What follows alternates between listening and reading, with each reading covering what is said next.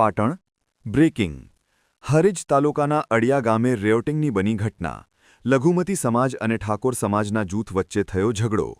અડિયા ગામના હાઇવે પર લઘુમતી સમાજની નોનવેજની દુકાને જમ્યા બાદ રૂપિયાની લેતી દેતી બાબતે થયું જૂથ અથડામણ અડિયા ગામના 7 મુસ્લિમ સમાજના લોકો વિરુદ્ધ નામજોગ તેમજ 20 અન્ય મુસ્લિમ સમાજના ટોળા પર નોંધાઈ પોલીસ ફરિયાદ પોલીસે 6 વ્યક્તિઓને કરાયા રાઉન્ડ અપ કર્યા ઠાકોર સમાજના 2 લોકો ઈજાગ્રસ્ત બન્યા કોઈ અનિચ્છનીય ઘટના ના બને તે માટે પાટણ પોલીસે અડિયા ગામમાં મોડી રાતથી જ ચુસ્ત બંદોબસ્ત ગોઠવી દેવામાં આવ્યો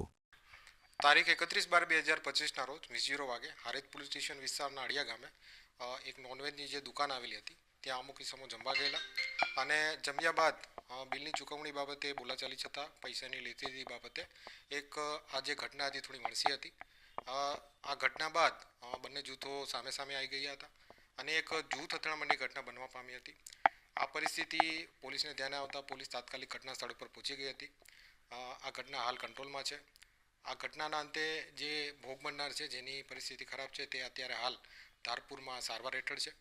અને અત્યારે હારેજ પોલીસ સ્ટેશનના પીઆઈ એલસીબી એસઓજીના માણસો અને અમારી ટીમ ત્યાં તૈનાત છે અને હાલ પરિસ્થિતિ કંટ્રોલમાં છે ફરિયાદી ઓકે